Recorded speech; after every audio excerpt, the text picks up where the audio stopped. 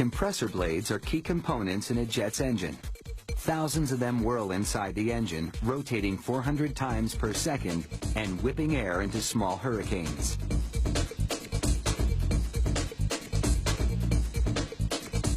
Large compressor blades made of titanium compress the air in front of an engine's turbo chamber. In the back of the chamber, smaller blades made of nickel alloy compress it even more. The air heats up to more than 1,000 degrees, then combines with jet fuel, creating a powerful mix that explodes out the back of the engine. The blades start off as metal pellets called slugs. A ceramic layer prevents their surfaces from oxidizing when exposed to intense heat. The slugs are heated for 15 minutes in an 1,800-degree oven. Meanwhile, a robot sprays lubricant on two dies inside a press.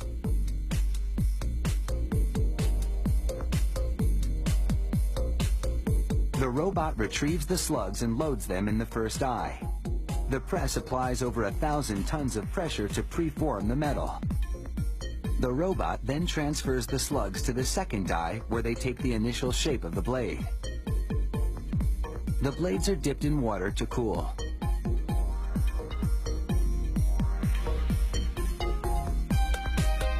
Another robot cleans the metal burrs off the edges.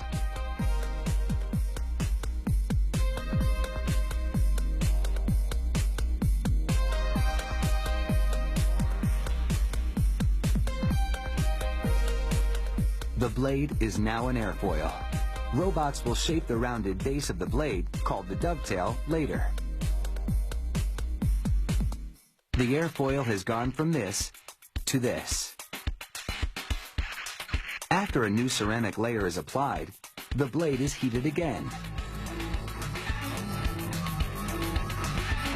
Each heating and cooling cycle tempers the metal, making it more resilient. Almost 1,800 tons of pressure gives the airfoil its final shape. A trimmer shaves off the excess metal. The searing heat has turned the protective ceramic layer into glass.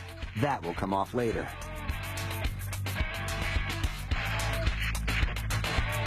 It's taken an hour to shape the blade's airfoil. The dovetail, that nub on the right, is next. But first, this measuring machine inspects the airfoil. If any measurement is off by just half the thickness of a human hair, the blade doesn't make the cut. This casting machine will encase the airfoil in a matrix, a coating that protects the airfoil during work on the dovetail. The matrix is molded from liquid tin and bismuth. It solidifies into a metal cast around the airfoil. The future dovetail sticks out at the end. The cast is then loaded into what is called a broach machine. Its series of teeth carve the dovetail into its final shape.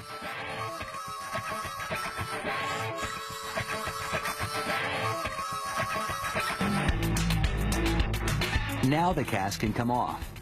A worker loads it onto the removal machine, and a hydraulic cylinder hits the cast at its weakest point, breaking it in half. The finished airfoil emerges unscathed. A dot matrix machine punches identification numbers onto the blade.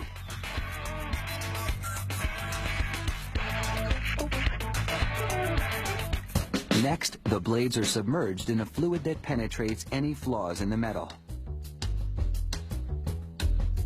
This inspection is critical, because even the tiniest nick can spell disaster when a jet's engines are working at full speed. Inspectors examine the blades under a black light. This one's perfect, but spots of fluorescence on this one indicate microscopic cracks and weaknesses. This one gets rejected. The dovetail gets 2 strips of rubber silicone that ensure an airtight seal when the dovetail slides into the slot on the compressor drum. A final check, and the blades are now ready for takeoff.